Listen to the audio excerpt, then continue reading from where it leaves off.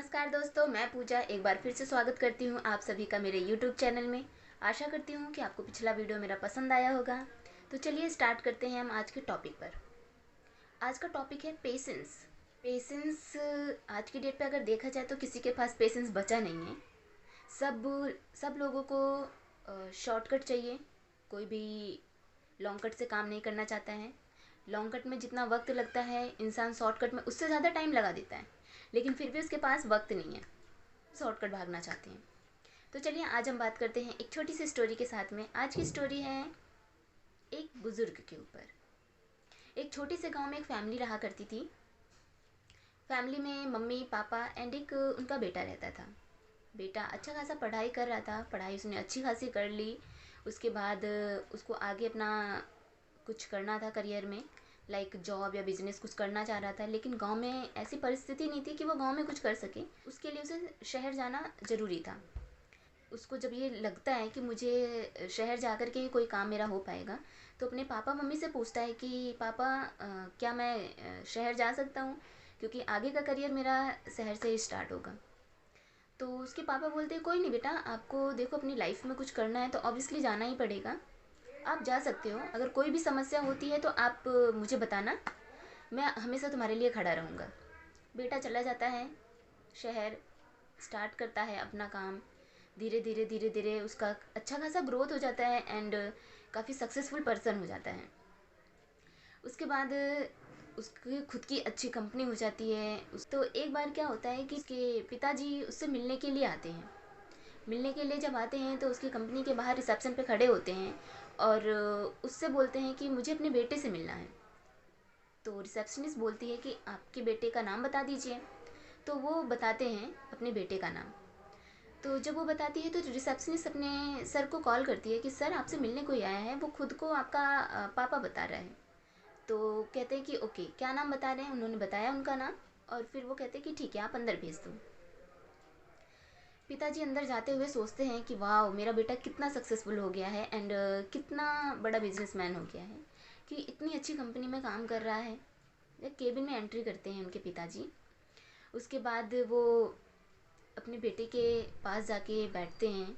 बेटा खड़ा होता है, उनको चेयर पे बैठाता है और पापा से हालचाल पूछता है। गांव की बहुत सारी बातें पूछने लगता है कि गांव में क्या हो रहा है पापा, आप कैसे थे, मम्मा कैसी हैं, ये सारी बातें पूछता है। के बाद पिताजी सारी बातें बताते हैं कि बेटा सब कुछ सही है, आप बताओ कैसे हो, आप तो बहुत अच्छे ग्रोथ कर रहे हो, अच्छा लगा मुझे आपको ऐसे देख करके। बहुत सारी बातें होती हैं। बातें होने के बाद पिताजी कहते हैं कि ठीक है बेटा मुझे चलना चाहिए, लेकिन मेरे मन में एक सवाल आ रहा है, क्या मैं वो सवाल पूछ सकता हूँ आपसे। तो बेटा कहता है बिल्कुल पिताजी आप पूछ सकते हो। मैंने उसके कंधे पे हाथ रखा और पूछा, बेटा दुनिया में सबसे ज़्यादा सक्सेसफुल कौन है। बेटा एक सेकंड कुछ सोचता है और फिर तुरंत जवाब देता है कि पिताजी सबसे ज़्यादा सक्सेसफुल तो मैं हूँ, मेरे से ज़्यादा सक्सेसफुल तो कोई है ही नहीं। पिताजी उसको थोड़ा घूरती नज़रों से देखते हैं और कहते हैं कि बेटा एक बार फिर से सोच लो कि इस दुनिया में सबसे ज़्यादा सक्सेसफुल कौन है। ये सुनकर के बेटा 5-4 सेकंड फिर से रुकता है और अगेन सोचता है और फिर से उसका एक ही जवाब होता है कि बेटा पापा सबसे ज़्यादा सक्सेसफुल मैं हूँ, मेरे से ज़्यादा सक्सेसफुल इस दुनिया में कोई नहीं है और ना ही कोई हो सकता है। पापा थोड़ा मायूस से हो जाते हैं और थोड़ा भरी आवाज़ में वो केबिन से बाहर निकलते हुए कहते हैं कि ठीक है बेटा मैं चलता हूँ, अपना ख्याल रखना। उसके बाद जैसे ही वो केबिन के दरवाज़ा खोलते हैं निकलने के लिए, तुरंत वो एक बार और बैक होते हैं, मीन्स पीछे पलटते हैं और अपने बेटे से लास्ट बार क्वेश्चन करते हैं कि बेटा एक बार और सोच लो कि इस दुनिया में सबसे ज़्यादा सक्सेसफुल कौन है। इस बार बेटा कुछ सेकंड रुकता है और पापा को जवाब देता है। उसका जवाब सुनकर के पिताजी शॉक्ड हो जाते हैं। उसका जवाब था कि पिताजी इस समय सबसे ज़्यादा सक्सेसफुल आप हैं। उसके पिताजी उसको बहुत शॉक्ड हुए देखते हुए पलटते हैं और उसे इस तरह से देखते हैं जैसे मानो कि उनके पास हज़ारों सवाल हैं। और वो फिर पलटते हुए अपने बेटे के पास थोड़ा कदम बढ़ाते हुए आते हैं। कहते हैं कि बेटा अभी तो आपने कुछ और जवाब दिया था, और अभी आप कुछ और बोल रहे हो। ये बात मुझे कुछ हजम नहीं हुई। उसके बाद बेटा अपने पापा के कंधों पे हाथ रख करके उनको बैठाता है और बोलता है कि पिताजी पहले आप बैठिए, फिर मैं आपको अच्छे से समझाता हूँ। उनको बैठाता है, बैठाते हुए उनके पैरों के पास वो खुद बैठता है और बोलता है कि पिताजी, जब आपने फर्स्ट टाइम मेरे से ये क्वेश्चन किया कि इस दुनिया में सबसे ज़्यादा कामयाब इंसान कौन है, तब मैंने बोला कि मैं हूँ।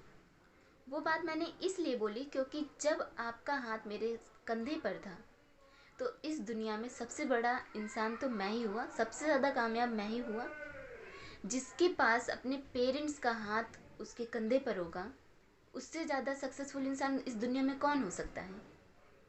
लेकिन जब लास्ट टाइम आपने मुझसे ये पूछा कि इस दुनिया में सबसे ज़्यादा कामयाब इंसान कौन है, तब मैंने बोला कि आप हैं। वो इसलिए बोला क्योंकि उस वक्त आपका हाथ मेरे कंधे पर नहीं था, और जब आपने अपना हाथ मेरे कंधे से हटा लिया तो उस समय सबसे ज़्यादा सक्सेसफुल इंसान तो आप हुए। ये सुनकर पिताजी का गला भर आया और वो रोने लगे। बोले बेटा, आज आज मुझे पता चला कि मैं अपने लाइफ में सक्सेस हो गया। मैंने तुम्हें जो भी शिक्षा दी, जो भी आचरण आपको मिले मेरे थ्रू, वो आज मैं उस चीज़ से बहुत खुश हूँ। ये बोलते हुए पिताजी कहते हैं कि आज मैं बहुत ज़्यादा खुश हूँ और मैं घर जा रहा हूँ, अपना ख्याल रखना। तो उसी पे उनका बेटा उनको रिप्लाई करता है, पिताजी अब अपना ख्याल नहीं रखना है, अब आपका ख्याल रखना है। अब मैं जल्दी ही गांव आता हूँ और सब लोग अब यहीं पे शिफ्ट हो रहे हैं और हम एक साथ रहेंगे, 1 साल ज़िंदगी अच्छे से जिएंगे। तो दोस्तों, इस कहानी से आपको क्या सीखने को मिला, प्लीज़ आप बताइएगा। एंड एक चीज़ और आप लोगों को बताना चाहूँगी कि लाइफ में पेरेंट्स बहुत इम्पॉर्टेंट होते हैं। हमारे लिए वो जो कुछ करते हैं ना, वो बहुत कम है। वो हमारे लिए जितना करते हैं हम सब भूल जाते हैं 1 सेकंड में। ज़िंदगी में चमकना ज़रूरी है, और इस तरह चमकना होता है कि जैसे पूरा यूनिवर्स हमारा हो। चमकते हुए उस चमक में हमें हमेशा अपने पेरेंट्स को याद रखना चाहिए, क्योंकि हम जो चमक रहे हैं वो उनकी दी हुई ज्योति है। अगर उन्होंने हमें उस लायक नहीं बनाया होता तो शायद हम कभी कुछ कर नहीं सकते थे ज़िंदगी में। आजकल के लोगों का क्या सीन होता है कि पेरेंट्स तो छोड़ दो, अपनी ही ज़िंदगी के बारे में नहीं पता होता है कि वो क्या कर रहे हैं।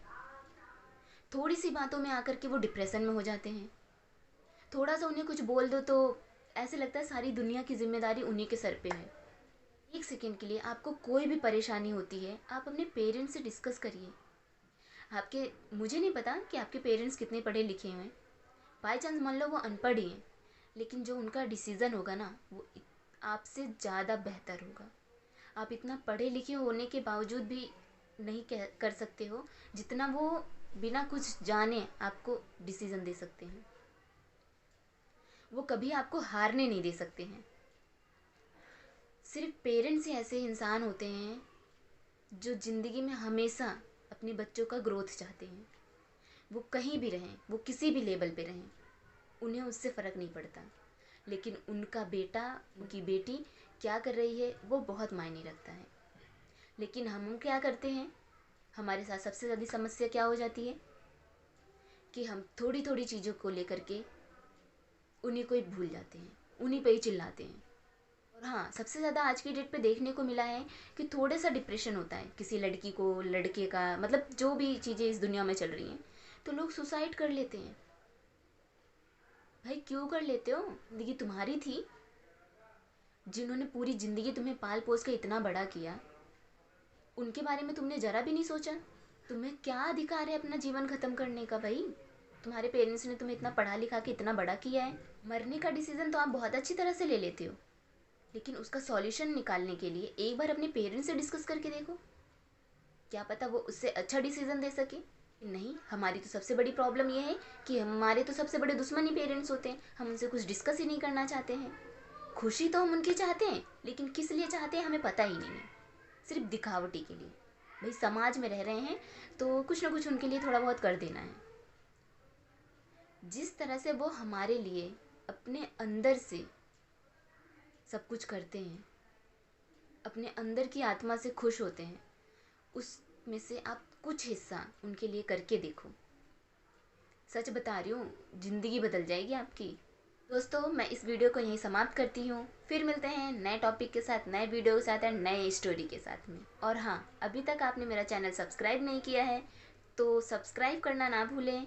तक के लिए हंसते रहिए, मुस्कुराते रहिए और देखते रहिए मेरा यूट्यूब चैनल।